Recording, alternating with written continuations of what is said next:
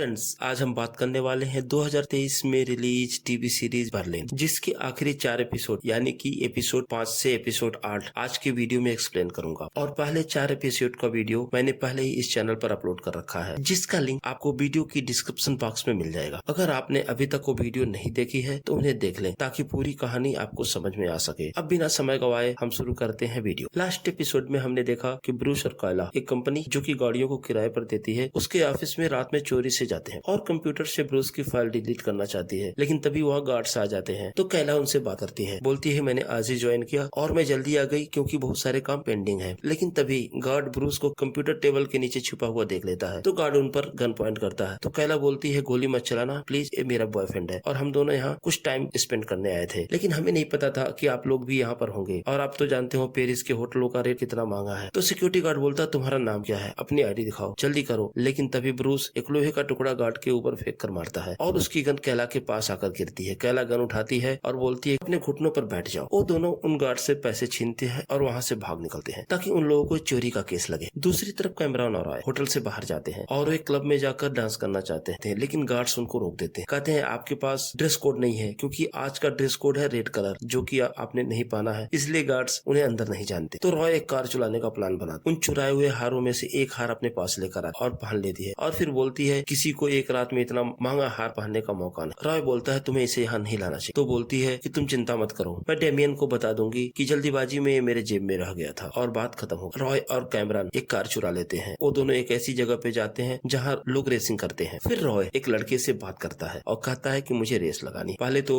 लड़का मना कर देता है क्योंकि ये रेस इलीगल होती है। फिर वो मान जाता है और वो बोलता है कि क्या तुम्हारी जेब में 10,000 यूरो है? तो रॉय बोलता है 10,000 यूरो तो नहीं है, लेकिन मेरे पास उससे 4 गुना ज्यादा कीमत की कार है। फिर वे कार की छत में छेद करके बोल्ट लगाकर 2 जूते फिक्स करते हैं और कैमरॉन उन जूतों को पहनकर कार की छत पर खड़ी हो जाती है। अब रेस शुरू होती है, कभी रॉय आगे हो जाता है तो कभी वो लड़का। फाइनली रॉय अब रेस को जीतने ही वाला था, तभी कैमरॉन की मोबाइल पर उसके एक्स बॉयफ्रेंड का कॉल आ जाता है और वो फ्लैशबैक में चली जाती है। वो अपने बॉयफ्रेंड के साथ बिताई हुई उन पुरानी बातों को याद करती है। अब कैमरॉन नर्वस होने लगी थी। फिर वो रॉय को कार रोकने के लिए बोलती है। रॉय कार को नहीं रोकना चाहता था, लेकिन जब वो बार बार कहती है तो रॉय कार को रोक देता है और रेस हार जाता है। वो देखता है कि कैमरॉन बुरी तरह से रो रही होती है। वो उसके जूते खोलता है और उसको नीचे उतारता है। अब कार रेस जीतने वाले लड़के उनके पास आते हैं, वो उनको चिढ़ाने लगते हैं। रॉय को गुस्सा आता है, वो उनसे लड़ाई करना चाहता था लेकिन वो कंट्रोल कर लेता है। तो रॉय अपनी कार उनको दे देता है। अब वही कैमरॉन उसे बीमार लग रही थी, तो कैमरॉन को लेकर पास के एक वेयर हाउस में चला जाता है जहाँ एक प्राइवेट प्लेन होता है। तो वो कैमरॉन को उस प्लेन के अंदर बैठा देता है। तो बताती है कि मेरे एक्स बॉयफ्रेंड का कॉल आया था जिसकी वजह से मैं थोड़ा डिस्टर्ब हो गई। तो अपनी कहानी बताती है कि वो दोनों एक दूसरे को प्यार करते थे और मैं उसके बिना एक पल भी नहीं बिता पाती थी और मैं अपना हर वक्त उसी के साथ बिताना चाहती थी। जब वो मेरे पास नहीं होता तो मैं खुद उसके पास चली जाती, जैसे एक शराबी न चाहते हुए भी शराब की तरफ चला जाता है। मैं चाहती थी कि वो हर समय मेरे साथ रहे, वो मुझे छोड़कर कहीं न जाए। बस यहीं से हमारी दूरियां शुरू हो गई और हमारा ब्रेकअप हो गया। तो मैं उसकी सारी यादों को मिटा देना चाहती थी। एक दिन मैंने उसकी सारी तस्वीरें जला दी, लेकिन बदकिस्मती से मेरा घर भी जल गया। मेरे घर वालों ने मुझे पागल समझकर मुझे पागल खाने भेज दिया। अब सीन शिफ्ट होता है और नीलामी घर में पुलिस आ चुकी होती है। जब वे तिजोरी को खोलते हैं तो उन्हें वहाँ कोई गहना नहीं मिलता, तो पुलिस फ्रांसिस को उसके घर से अरेस्ट कर लेती है। वहीं फिर डेमियन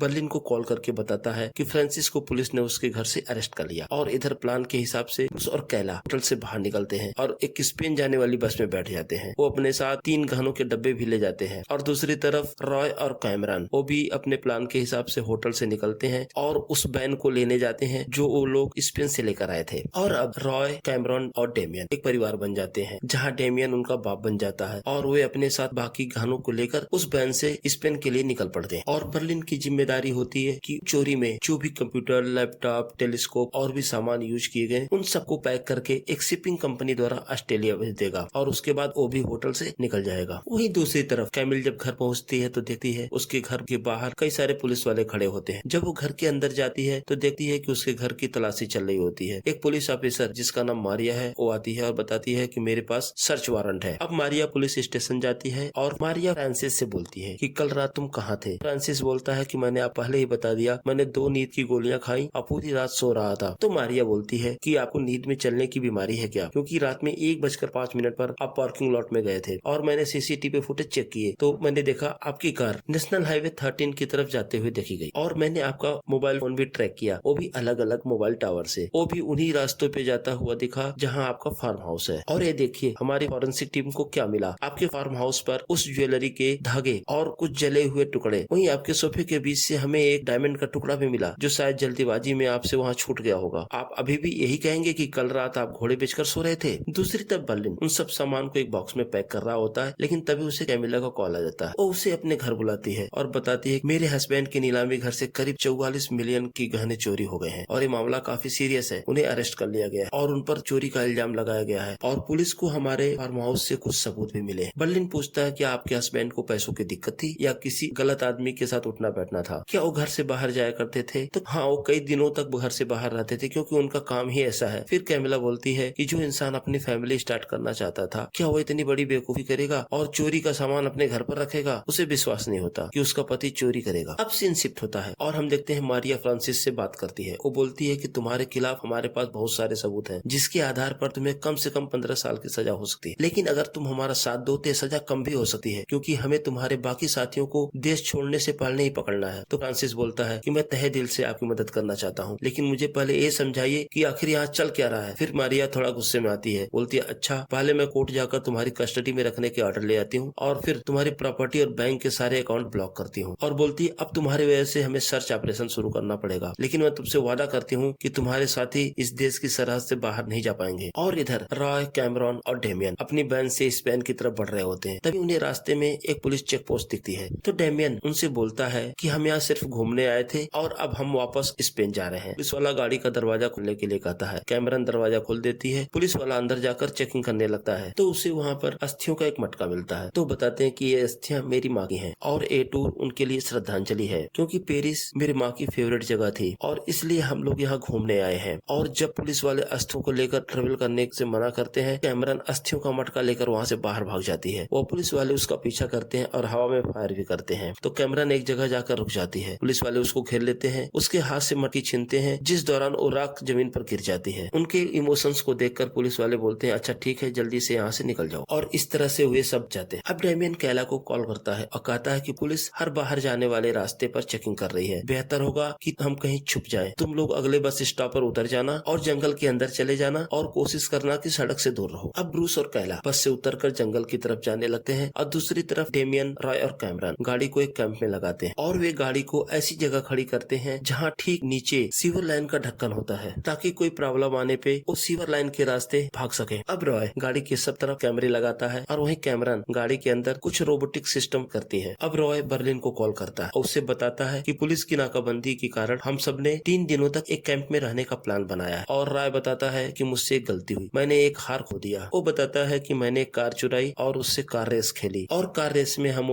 हार गए। रॉय बर्लिन से ये भी बोलता है कि अगर आप कहेंगे तो मैं अपना चोरी का किया हुआ हिस्सा छोड़ दूंगा। तो बर्लिन कहता इस गलती की आपको माफी नहीं मिलेगी, आप वो अनाड़ी हैं जिसने हमारे रूल्स को तोड़ा है। रो कहता मैं गुस्से में था क्योंकि आपने मुझे पालतू कुत्ता जो कहा था। बर्लिन कहता है हमें आपका अंदाज पसंद आया, आप में दम है, आप उस आदमी को जवाब दे सकते हैं जिसने आपके साथ गलत व्यवहार किया। हम आपसे माफी मांगते हैं क्योंकि हमारा दिल भी उस दिन एक औरत के हाथों टूटा था, कैमिली की वजह से, और जिस आदमी के लिए टूटा था उसे हम मार भी नहीं सकते क्योंकि वो पुलिस कस्टडी में है। अब हमें कैमिली की नजरों में मसीहा बनना होगा। फिर बर्लिन कैमिली को कुछ पैसे उधार देता है ताकि वो एक बड़ा लॉयर हायर कर सके क्योंकि उसके सारे गेट कार्ड्स और बैंक अकाउंट तो ऑलरेडी फ्रीज हो चुके थे। अब पुलिस वाले उस चोरी की कार को पकड़ लेते हैं। तो मारिया रेसर से पूछती है कि बाकी के गहने कहाँ हैं? वो बोलता है कि मुझे गहनों के बारे में कुछ भी नहीं था, मैं पहली बार देख रहा हूँ। वो बोलती कि ये गहने तुम्हारी कार में कैसे पहुँचे? फिर वो बोलता है कि मैंने कार रेस में जीती है, मैं इसका मालिक नहीं हूँ। वो बोलती हाँ ये तो हमें पता है, इसके मालिक ने कल ही चोरी की रिपोर्ट करवाई थी और ठीक उसी वक्त नीलामी घर से कुछ कीमती गहने भी चोरी हुए हैं। अब मुझे तुमसे ये जानना है कि बाकी के गहने कहाँ हैं? तो बोलता कि जाकर उनसे पूछ, मैं नहीं जानता, ये कार मेरी नहीं है, मैंने सिर्फ इसे रेस में जीती है। फिर मारिया पूछती है अच्छा तुम कुछ उनकी आइडेंटिटी बताओ, कैसे थे? तो बोलता है उनकी उम्र 24-25 की रही होगी। लड़के ने अपने एक हाथ में ब्लैक कलर का दस्ताना पहना और दूसरे हाथ पे कुछ टैटू बना था। वो बोलता है कुछ हिरन के सींग के निशान जैसा था और वो ये भी बताता है वो दोनों स्पेनिश थे, वो फ्रांस के नहीं थे। तो मारिया अपनी टीम को बोलती है कि स्पेन की एजेंसी को कॉल लगाओ। वहीं दूसरी तरफ ब्रूस और कैला जंगल में एक तंबू लगाते हैं ताकि वो रात बिता सके, लेकिन कैला रात में बाहर जाती है तो उसे एक सांप काट लेता है। उसको देखकर वो जोर से चिल्लाती है। उसकी आवाज सुनकर ब्रूस भागा भागा बाहर आता है। वो चेक करता है तो देखता है कि उसे सांप ने काटा, वो भी एक जहरीले सांप ने। ब्रूस उसके पाँव को बांध देता है और उसके पाँव पे कट लगाकर उसका सारा जहर बाहर निकालने की कोशिश करता है। फिर वो उस जगह को दोबारा सिल देता है। कैला बोलती है मेरे जीभ में अजीब सा महसूस हो रहा है, शायद जैसी सूजन हो रही हो। तब ब्रूस समझ जाता है कि कैला के ऊपर उस सांप के जहर का असर हो रहा है। वो बोलता है कि हमें अभी निकलना होगा। फिर वो अपना सामान पैक करता है और कैला को अपने पीठ पर बिठाकर वहाँ से भागता है। ब्रूस भागते भागते थक जाता है, लेकिन वो रुकता नहीं। उसे पता था अगर वो रुकेगा तो कैला अपनी जान गंवा देगी। अब सीन शिफ्ट होता है और मारिया ने अपने हेल्प के लिए एक ऑफिसर को स्पेन से बुलाया, जिसका नाम है एलिसिया। एलिसिया अब मारिया से मिलती है और वो दोनों तिजोरी के अंदर जाते हैं। तो एलिसिया बोलती है कि कमाल है, वो लोग अंदर आए और इतनी सफाई से चोरी करके निकल भी गए। मानना पड़ेगा हम स्पेन के लोग भी कमाल के होते हैं। मारिया बोलती है चोरी का मास्टरमाइंड तो फ्रेंच है। तो एलिसिया बोलती है हाँ जरूर, क्यों नहीं, चोरी में भी तुम्हें देशभक्ति ढूंढनी होती है। तुमने तो कहानी सुनी होगी ना, बलि का बकरा। तो हाँ, फ्रांसिस तो बलि का बकरा है। मारिया बोलती है मुझे नहीं लगता कि कोई 44 मिलियन यूरो की चोरी करेगा। उसके बाद वो यहाँ से बाहर निकलकर फ्रांस के किसी क्लब में जाकर एक कार चुराएगा, फिर उनके साथ मिलकर रेस लगाएगा। मुझे लगता है ये सब चीजें हमें भटकाने के लिए प्लान की गई हैं। इधर बर्लिन और कैमिला फ्रांसिस से मिलने जेल में जाते हैं। कैमिला फ्रांसिस से बोलती है बर्लिन हमें पैसे दे रहा है ताकि हम एक अच्छा सा लॉयर हायर कर सके, लेकिन फ्रांसिस मना कर देता है। तो बर्लिन उससे बोलता है मैं ये सब कैमल के लिए कर रहा हूँ क्योंकि वो तुम्हारे बिना टूट सी गई है और ये पैसे आप उधार समझ कर रख लीजिए। तो फ्रांसिस मान जाता है। बर्लिन उसको बोलता है कि अगर मेरी जगह आप होते तो कैमल के लिए आप भी यही करते जो मैं कर रहा हूँ। और दूसरी तरफ हम देखते हैं ब्रूस कैला को लेकर एक सड़क के पास आ जाता है और एक ट्रक को देखकर उसे हाथ दिखाकर लिफ्ट मांगने की कोशिश करता है, लेकिन वो ट्रक चला जाता है। लेकिन उसके पीछे आ रही पुलिस की कार वहाँ रुक जाती। पहले तो ब्रूस डर जाता है, लेकिन कैला की हालत अब खराब हो रही थी और उसका हॉस्पिटल जाना जरूरी था, तो पुलिस कार में बैठ जाता है।